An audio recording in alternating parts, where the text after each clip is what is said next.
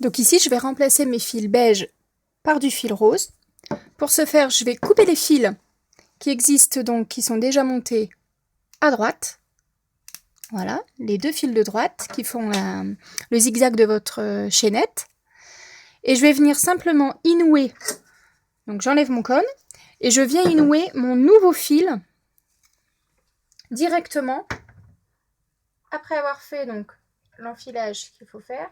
Je noue avec un petit nœud qu'on va bien serrer. Voilà. Donc je le serre bien fort. J'enlève l'autre.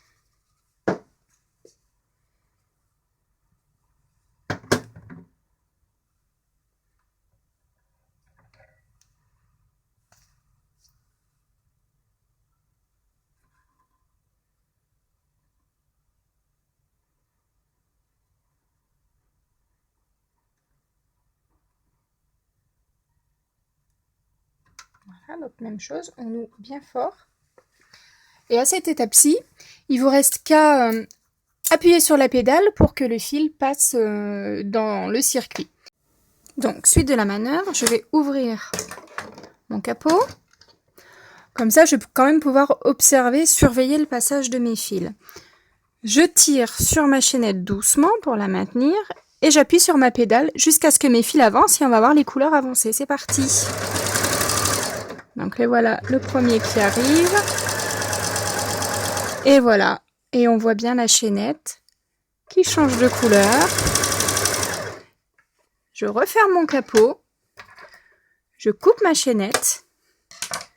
Moi, je remets mon petit bac poubelle et c'est prêt à l'emploi. Le tour est joué.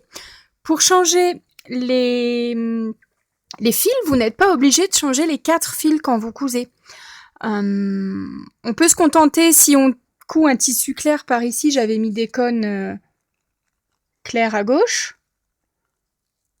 Donc on peut se contenter de changer uniquement les fils de gauche si on veut que le fil soit assorti au vêtement sur la couture apparente. Laisser un surjet de couleur parce que ça peut être fantaisie ou parce qu'on est un petit peu feignant, ça c'est mon cas. Vice versa. Vous pouvez vous amuser donc à assortir le fil ou à trancher sur le surjet. Bon, on a vu comment changer les fils de droite, le surjet, mais vous allez peut-être me dire comment on change les fils de gauche rapidement, il y a la même technique? Eh ben non, il n'y a pas la même technique. Ce que vous pouvez faire pour changer les fils de gauche, qui n'ont pas d'enfilage difficile dans tous les rouages de la surjeteuse, c'est d'abord baisser votre tension. Donc moi je mets à 0 partout. Coupez proprement au niveau des aiguilles, donc juste au-dessus. Quand vous tirez sur la chaînette, ça dégage le tout. Et là, ben, il n'y a pas d'autre solution que de tout repasser. Donc voilà, vous repassez l'ensemble, vous enfilez plus facilement, hein, il faut le dire, les fils de gauche. Pourquoi je fais pas de nœud? Parce que quand votre fil va descendre près de l'enfilage du chat, ça risque d'être quand même plus délicat que pour l'enfilage des fils de surjet, où les espaces, les petits trous de passage sont quand même plus larges en général.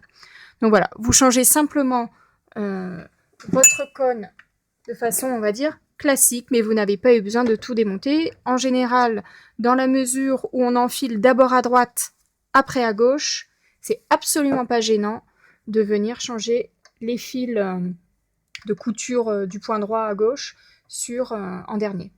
Voilà, c'est tout pour aujourd'hui. J'en fais juste un pour vous voyez la chose. Hop, hop, hop, hop, hop, et le chat. Et pour celles qui ont un filage automatique, bah vous avez bien de la chance.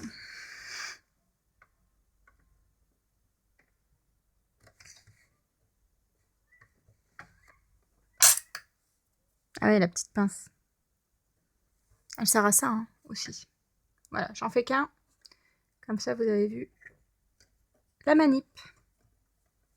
Et vous n'oubliez surtout pas de remettre votre tension, bien sûr.